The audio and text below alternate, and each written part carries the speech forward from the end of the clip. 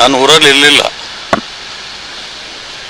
ಏನೋ ಕನ್ನೋಳಿ ಟೋಲ್ ನಾಕದಾಗ ಒಂದು ಘಟನೆ ಆಗ್ಯದ ಅಂಥೇಳಿ ತಿಳಿದು ಬಂದೆ. ನಾನು ನೋಡಿದೆ. ನಾನು ಆ ದೃಶ್ಯ ನೋಡಿದ ನಂತರ ಆ ಟೋಲ್ ನಾಕದಲ್ಲಿ ಟೋಲ್ ಸಿಬ್ಬಂದಿ ಯಾರ ಗಾಡಿ ಅಂಥೇಳಿ ಕೇಳಿದಾಗ ನಾ ವಿಜುಗೌಡ್ರ ಮಗ ರೀ ಅಂಥೇಳಿ ಯಾಕೆ ನನ್ನ ಮಗ ಮಾತಾಡ್ಯಾನ. ಅವು ಮಾತಾಡ್ಬೇಕಾದ್ರೆ ಇಲ್ಲ ನೀವು ಟೋಲ್ ಕಟ್ಟಿ ಹೋಗ್ರಿ ಅಂದರ್ಥ. ಇಲ್ಲ ಒಂದು ಹೊಸ ಗಾಡಿ ಅದ, ನಾ ಫಾಸ್ಟ್ಯಾಗ್ ಮಾಡಿಲ್ಲ, ಕ್ಯಾಶ್ ಕೊಡ್ತೀನಿ ಅಂತ ಕ್ಯಾಶ್ ಕೊಡ್ತೀನಿ ಅಂತ ಅನ್ನೋದ್ರಾಗ ಯಾರದೇ ಗಾಡಿ ಇರ್ಲಕ್ಕ ನೀ ಕಟ್ಟಿ ಹೋಗ್ಲಿ ಅಂದ. ಕ್ವಶನ್ದಾಗ ಮಾತಾಡ್ಯಾನ. ಕ್ವಶನ್ದಾಗ ಮಾತಾಡಿದ ನಂತರ ಇವನು ಒಂದು ಸ್ವಲ್ಪ ಯಾರಾದರೂ ಸ್ವಾಭಾವಿಕ ಅದ, ಮಗನ ಮುಂದೆ ತಂದೆಗೆ ಬೈದರೆ ಯಾರೂ ಅನ್ಸ್ಕೊಳ್ಳಂಗಿಲ್ಲ. ಅದಾದ ನಂತರ ಇವನು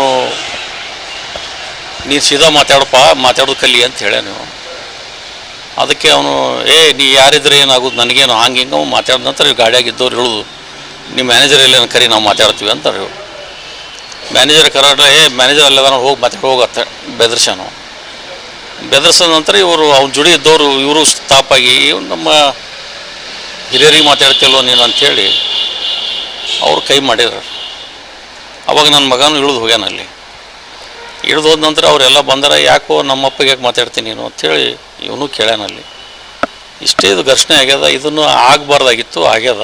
ಆದರೂ ಕೂಡ ಯಾರೇ ತಪ್ಪು ಮಾಡಲಿ, ನನ್ನ ಮಗನೇ ತಪ್ಪು ಮಾಡಲಿ, ಸಿಬ್ಬಂದಿನೇ ತಪ್ಪು ಮಾಡಲಿ, ತಪ್ಪೇ ಅದು. ಆ ತಪ್ಪು ಮಾಡಿದ್ದನ್ನು ನಾನು ಇಮಿಡಿಯೇಟ್ಲಿ ನನ್ನ ಮಗನಿಗೆ ಕೂಡ ನಾನು ಹೇಳಿದ್ದೀನಿ ಫೋನ್ ಮಾಡಿ.